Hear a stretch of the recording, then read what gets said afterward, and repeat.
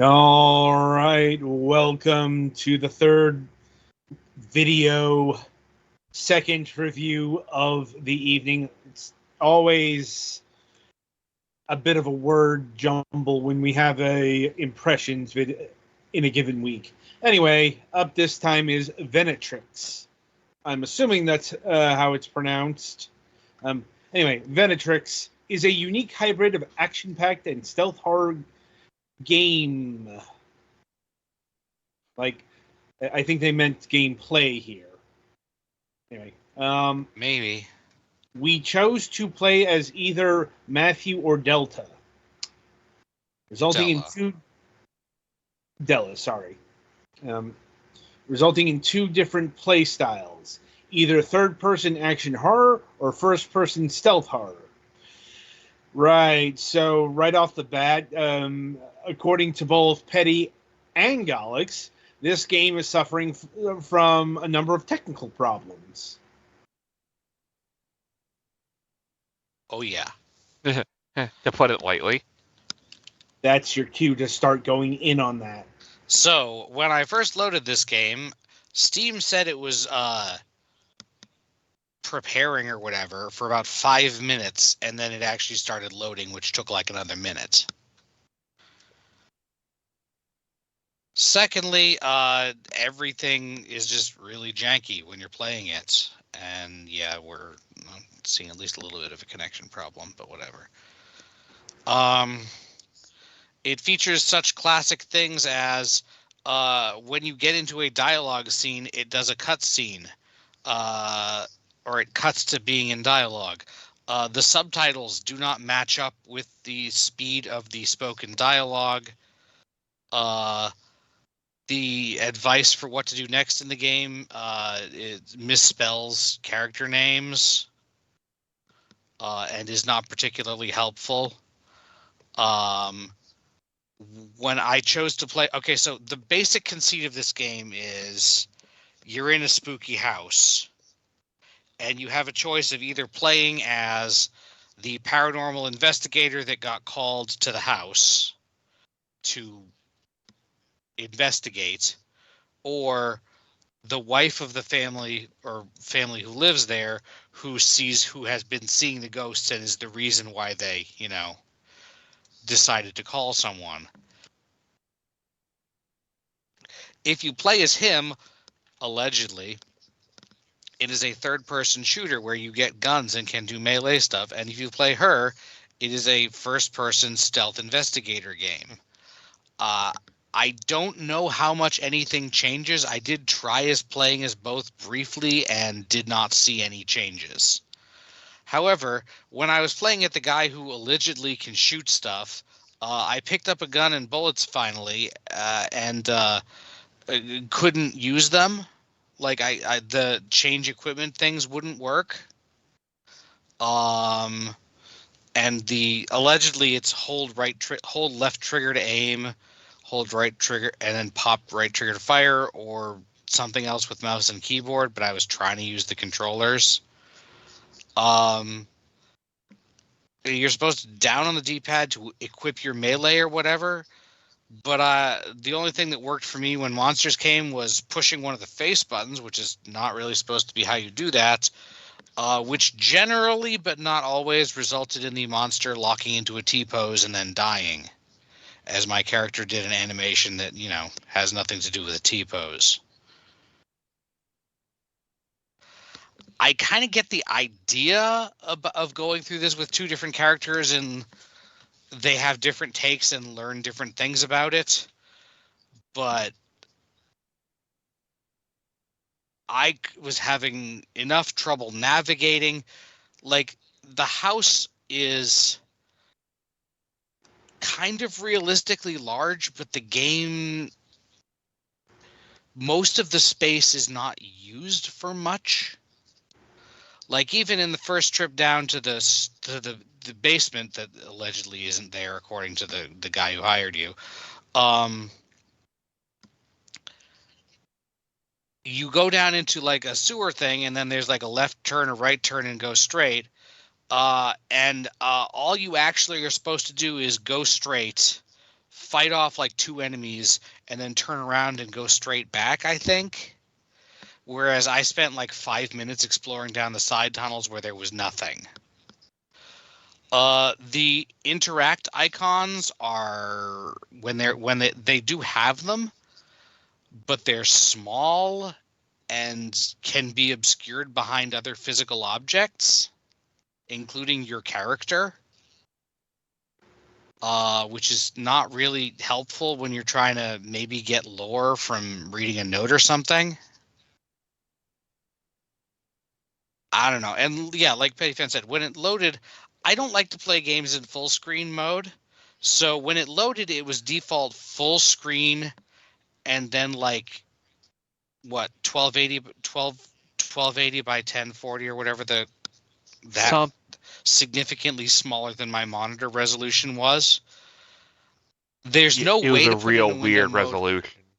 What? It was a real weird resolution.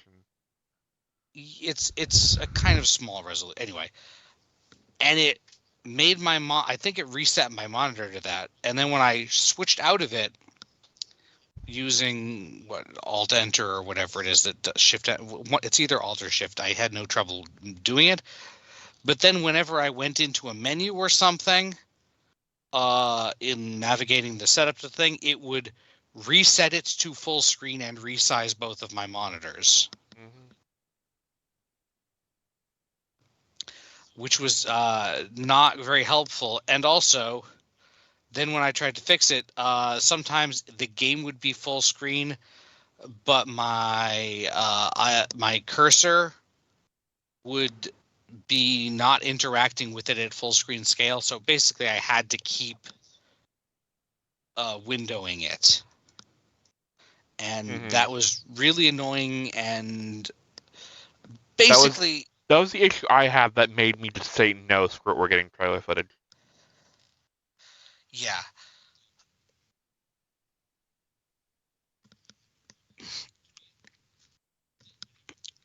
Yeah, no, this full screen, it's not, the resolution wasn't like super, super tiny, but it was smaller than a standard screen resolution nowadays. It was a weird, not quite 720p resolution.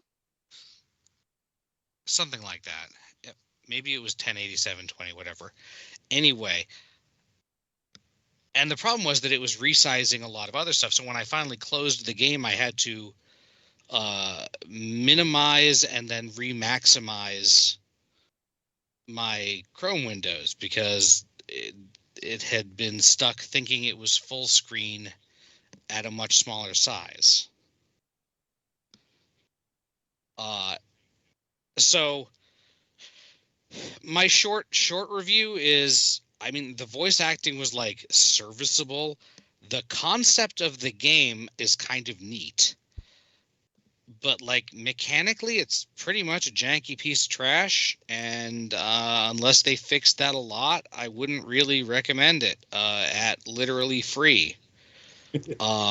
Also, one of your buttons is turn on or off a lantern or headlamp, but it doesn't light up a lot, which I get for like horror, but it's not very helpful when, like, sometimes even in allegedly dark areas like the sewers, you get more arbitrary environmental lighting than you do from your headlamp. And again, I mostly played as the guy with the gun because at least he could do a melee. And I couldn't figure out a way to make the stealth work without not going where and admittedly, I wasn't having a whole lot of luck finding where to go either. But having to worry about routing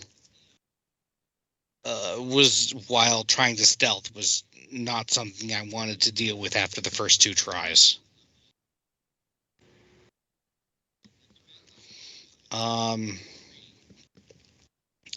And yeah, I don't know what the positive reviews on this are for. They might be like paid or something. Most of the reviews that seem like they actually played it are fairly similar Mm. to Unfortunate. my experiences, I think. So, what are they charging for this, Adam? Not a lot, but still too much. Like, hang on, let me get. Why isn't? It's going for $8.99.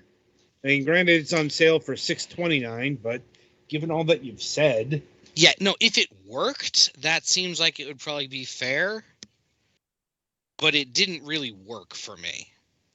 you mean that literally? Yeah, no, not like it didn't fit my taste. Oh, also, in dialogue scenes and for like the entirety of the second level that I managed to get to before I got sick of dying to the first enemy or second enemy or whatever, sometimes you get weird shaders over the whole screen too that, because of the general brokenness, I'm not sure whether are intentional or not. Oof. Like, I would hope they weren't, because they were hideous, and this, in the latter case, made it much harder to play. But maybe they were supposed to be more able to see what you were doing, and it was for atmosphere. Like I said, if this game worked, if it did what it seems to be attempting to do, it would be kind of interesting. But as it is, it was just broken when I was trying to play with it. Pieces kept falling off. And I am not a Kusoge hunter.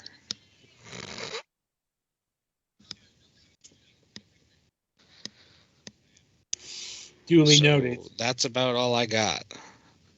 All right, so that about does it for Venatrix here.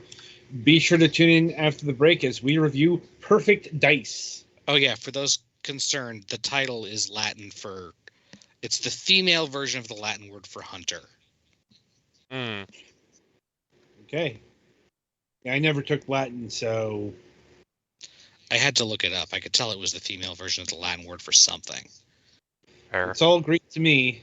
Ha! I'm gonna hit the button now.